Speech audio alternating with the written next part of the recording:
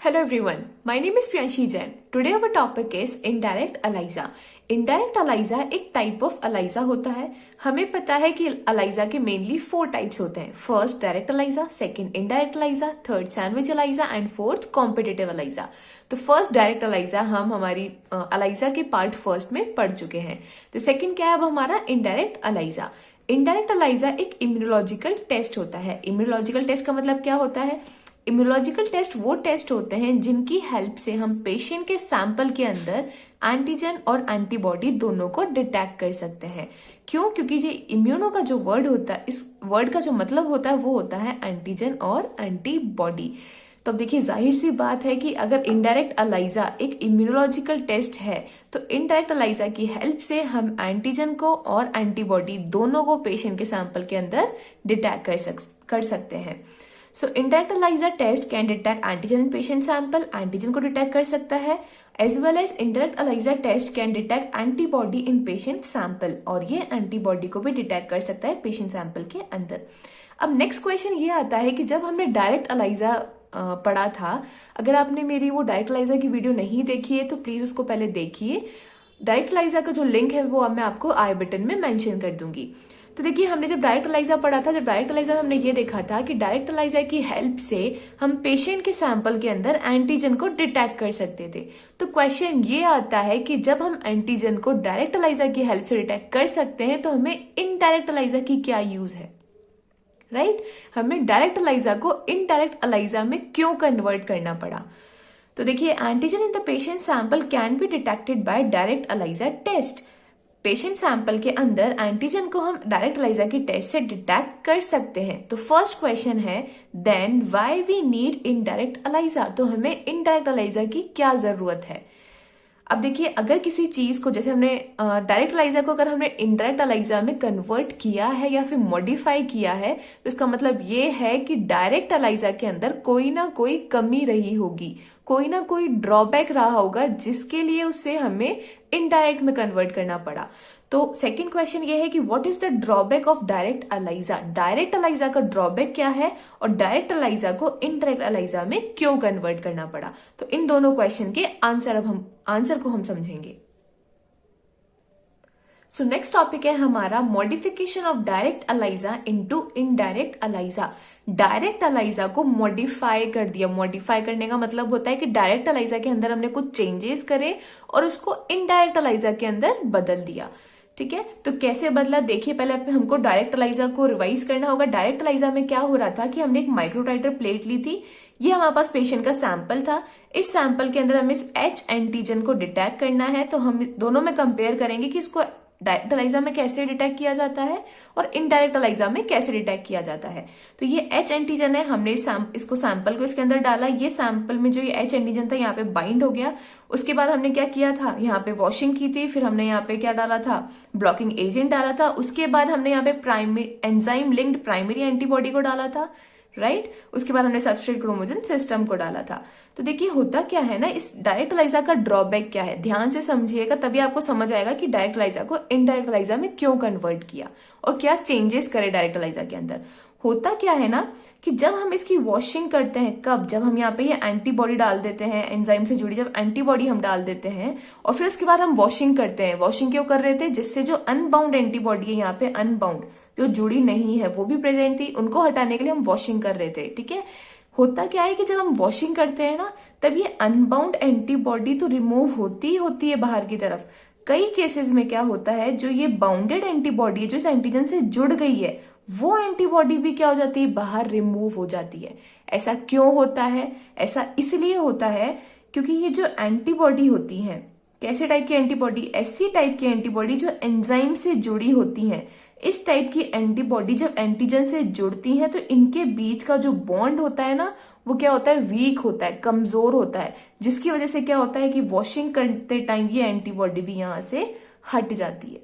ठीक है, मैं वापस रिपीट करूंगी कि एंजाइम से जुड़ी जो एंटीबॉडीज होती हैं इन एंटीबॉडीज और इसके नीचे जो ये एंटीजन है, इन दोनों के बीच में जो बॉन्ड होता है वो क्या होता है, कमजोर होता है, वीक होता है, और वॉशिंग करने से ये जो बॉन्ड है वो टूट जाता है और ये एंटीबॉडी बाहर रिमूव हो जाती है। ठीक है, तो यहाँ पे दिक्कत या प्रॉब्लम किसकी वजह से क्रिएट हो रही है, इस एंजाइम की वजह से क्रिएट हो रही है।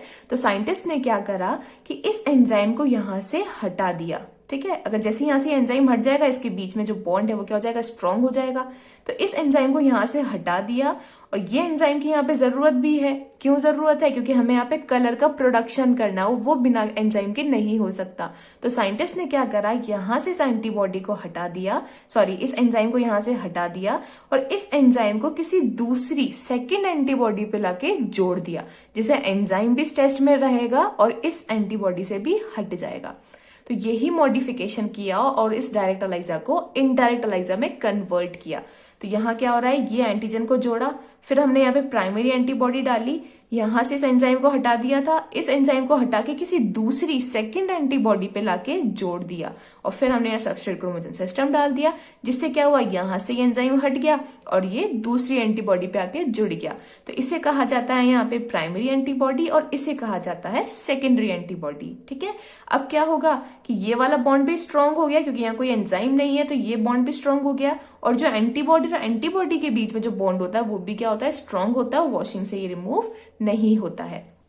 तो direct ELISA is modified into indirect ELISA कैसे, जब हमने क्या किया, by removing enzyme from the primary antibody, primary antibody से एंजाइम को रिमूव कर दिया, और by adding enzyme on the secondary antibody, और जो सेकेंडरी एंटीबॉडी है इस पे लाके एंजाइम को जोड़ दिया।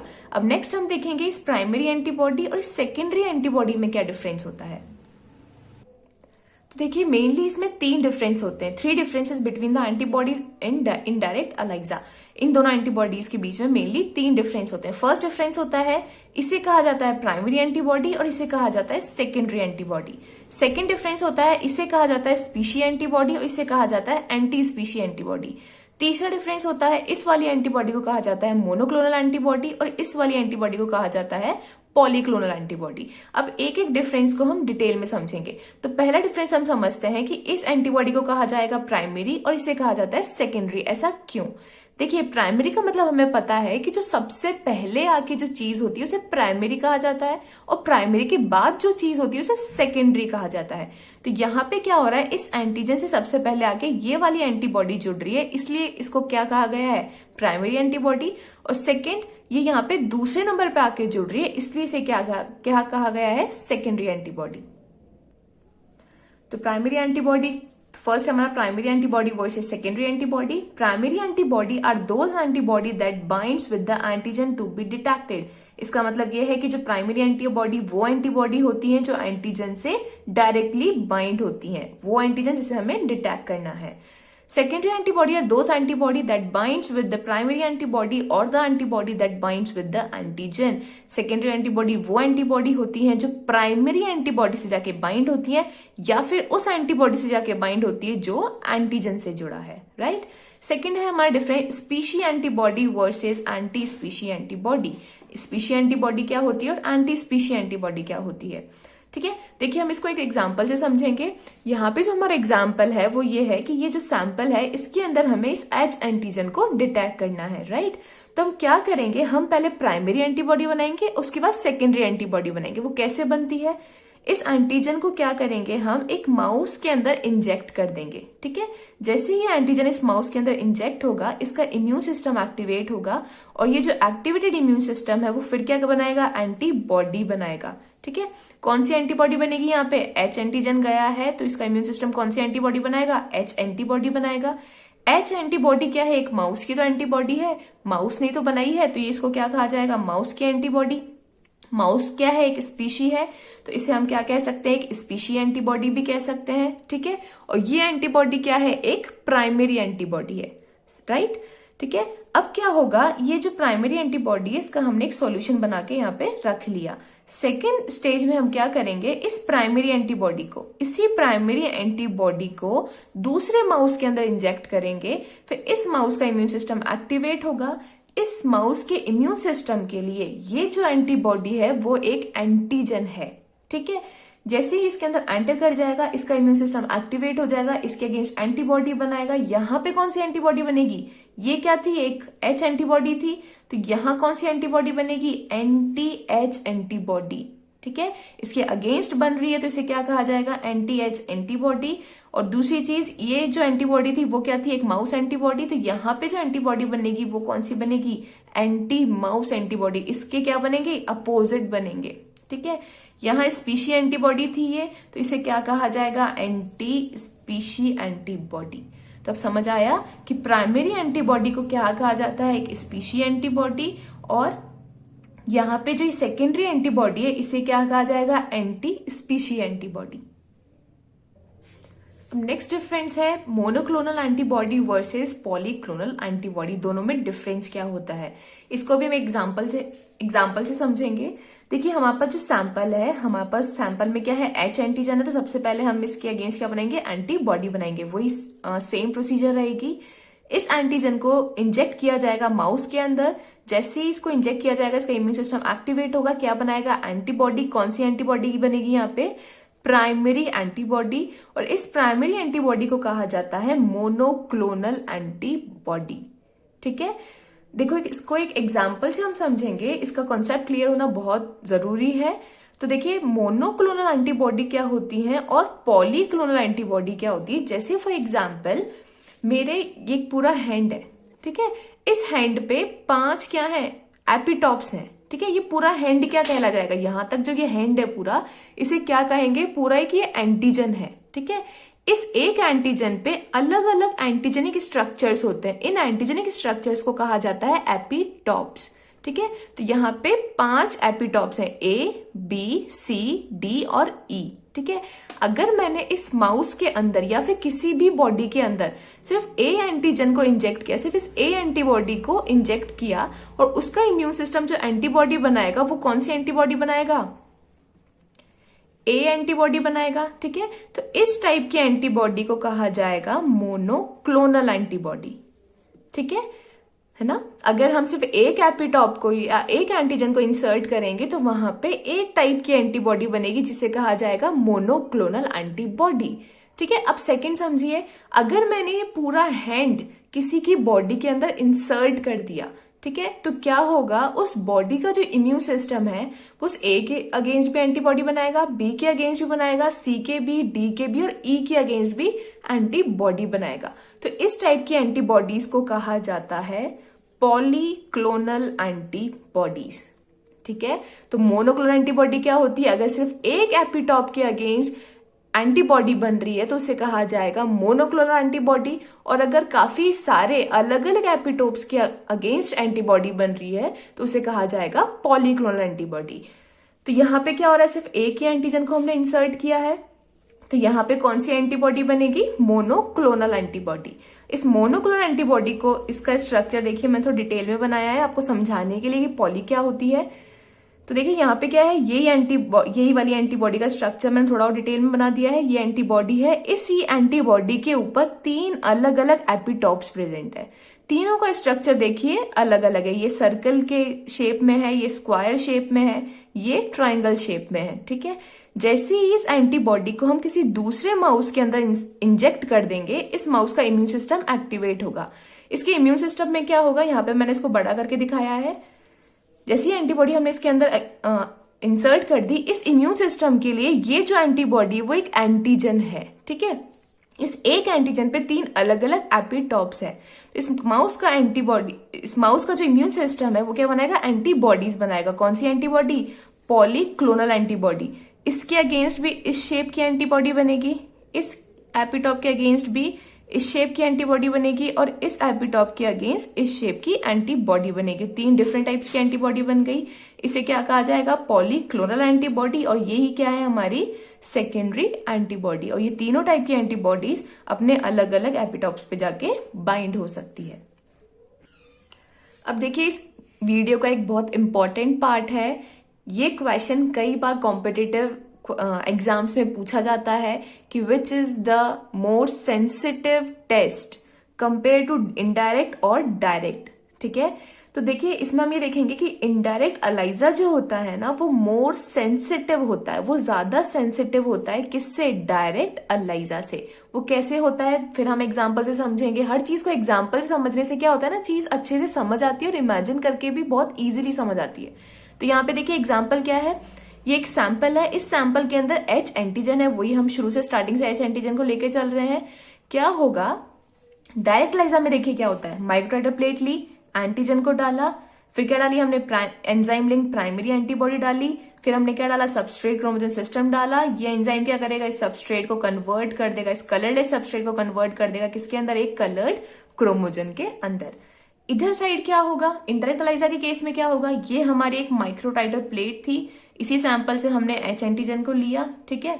फिर हमने क्या डाली, प्राइमरी एंटीबॉडी डाली। प्राइमरी एंटीबॉडी अभी हमने देखा था कि प्राइमरी एंटीबॉडी पे अलग अलग क्या होते हैं, एपिटॉप्स प्रेजेंट होते हैं। तो प्राइमरी एंटीबॉडी जब हम डालेंगे तो इसके अलग अलग एपिटॉप्स हैं। फिर हम क्या डालेंगे, सेकेंडरी एंटीबॉडी, जो कि क्या है, एक पॉलीक्लोनल एंटीबॉडी है। पॉलीक्लोनल मतलब वही, ये अलग अलग एपिटॉप से जाके बाइंड हो सकती है, इसके पास ये प्रॉपर्टी होती है। तो ये पॉलीक्लोनल एंटीबॉडी अलग अलग एपिटॉप्स पे जाके बाइंड हो जाएगी। अब देखिए यहाँ पे क्या हो रहा है, 3 एपिटॉप्स हैं, तो 3 एंटीबॉडी यहाँ पे आके क्या हो रही है, बाइंड हो रही हैं, ठीक है। और हर 3 एंटीबॉडी पे क्या प्रेजेंट है, एंजाइम प्रेजेंट है। जैसे हम सबस्ट्रेट क्रोमोजन सिस्टम डालेंगे तो ये तीनों एंजाइम क्या करेंगे, 3 सबस्ट्रेट को 3 क्रोमोजन के अंदर कन्वर्ट करेंगे। तो दोनों में कंपेयर करके आपको समझ आ रहा है कि डायरेक्ट अलाइजा के केस में एक कलर प्रोड्यूस हुआ और इनडायरेक्ट अलाइजा की केस में यहाँ पे 3 टाइम्स मोर, 3 गुना ज्यादा कलर यहाँ पे क्या हो रहा है, प्रोड्यूस हो रहा है। यहाँ एक प्रोड्यूस हो रहा है, यहाँ 3 प्रोड्यूस हो रहे हैं, ठीक है। तो यहाँ पे जो कलर की इंटेंसिटी है वो क्या है, ज्यादा है। यहाँ पे कलर की इंटेंसिटी जो है वो क्या है, कम है। और यहाँ पे क्या हो रहा है, वॉशिंग करने से ये भी रिमूव हो जाता है। तो ये इसकी वजह से भी क्या है, इसका एक ड्रॉबैक है। यहाँ पे क्या होगा, वॉशिंग करने से भी एंटीबॉडीज यहाँ पे रिमूव नहीं होगी। तो बेसिकली या फिर डायरेक्टली हम कह सकते हैं कि जो इनडायरेक्ट अलाइजा है वो क्या है, ज्यादा सेंसिटिव है, क्योंकि यहाँ पे ज्यादा कलर प्रोड्यूस हो रहा है।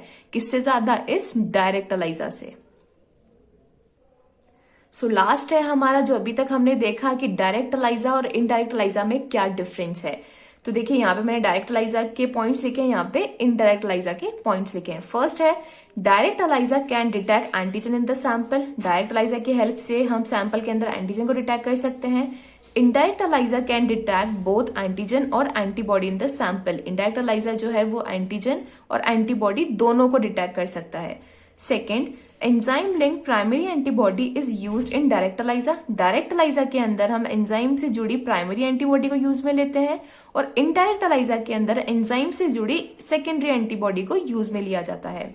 डायरेक्ट अलाइजा में जो डिटेक्टर एंटीबॉडी है, जो डिटेक्ट करने का काम कर रही है, वो कौन सी है, प्राइमरी एंटीबॉडी। यहाँ पे मैं आपको क्लियर करूंगी डिटेक्टर एंटीबॉडी किसको कहा जाता है। देखिए डिटेक्टर का मतलब क्या होता है, डिटेक्टर का मतलब होता है हम कैसे डिटेक्ट कर रहे हैं किसी चीज को, ठीक है, कैसे हम उसको देख पा रहे हैं, ठीक है। तो इसमें हम देखो क्या हो रहा है, लास्टली इसमें क्या हो रहा है, कलर का प्रोडक्शन हो रहा है। तो यहाँ पे कलर का प्रोडक्शन किसकी वजह से हो रहा है, इस क्रोमोजन की वजह से। क्रोमोजन किस वजह से आ रहा है, इस सबस्ट्रेट की वजह से। सबस्ट्रेट क्रोमोजन में कैसे कन्वर्ट हो रहा है, इस एंजाइम की वजह से। ये एंजाइम किस पे जुड़ा है, इस एंटीबॉडी पर जुड़ा है, ठीक है। तो इस टाइप की एंटीबॉडी को कहा जाएगा डिटेक्टर एंटीबॉडी, ठीक है। या फिर सिंपली आप ये समझ लीजिए कि जिसपे एंजाइम प्रेजेंट होगा उस एंटीबॉडी को कहा जाएगा डिटेक्टर एंटीबॉडी। तो डायरेक्ट अलाइजा में जो डिटेक्टर एंटीबॉडी है, जो इस एंटीजन को डिटेक्ट करने का काम कर रही है, वो ये प्राइमरी एंटीबॉडी है, ठीक है। और इनडायरेक्ट अलाइजा में क्या होगा, इसको डिटेक्ट करने के लिए जो एंटीबॉडी है, ये वाली तो कर नहीं रही, प्राइमरी एंटीबॉडी तो नहीं कर रही डिटेक्ट, क्योंकि इस पे एंजाइम जुड़ा नहीं है। किस पे एंजाइम जुड़ा है, इस सेकेंडरी एंटीबॉडी पे। तो यहाँ पे जो डिटेक्टर एंटीबॉडी है वो कौन सी है, सेकेंडरी एंटीबॉडी है। So in direct ELISA secondary antibody is the detector antibody. In direct ELISA, detector antibody is directly attached with the antigen. That's why it is known as direct ELISA. हाँ, ये एक बहुत important point है।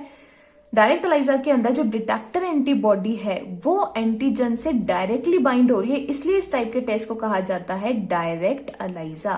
और जबकि indirect में क्या होता है, जो डिटेक्टर एंटीबॉडी है, जो सेकेंडरी एंटीबॉडी है, वो डायरेक्टली एंटीजन से नहीं जुड़ती है। पहले एंटीजन होता है, उसके बाद प्राइमरी एंटीबॉडी होती है, उसके बाद वो सेकेंडरी डिटेक्टर एंटीबॉडी होती है। इसलिए इसको क्या कहा जाता है, इनडायरेक्ट अलाइजा, क्योंकि ये इनडायरेक्टली इस एंटीजन से जुड़ी होती है।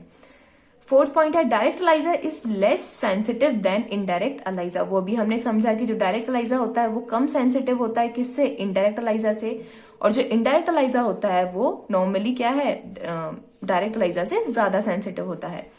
इन direct ELISA less intensity of colour is produce. Direct ELISA में जो कलर का प्रोडक्शन है वो उसका लेस इंटेंसिटी होता है, और इनडायरेक्ट अलाइजा के अंदर जो कलर का प्रोडक्शन है उसकी मोर इंटेंसिटी होती है। So this is all about difference between direct ELISA and indirect ELISA. Thank you so much for watching.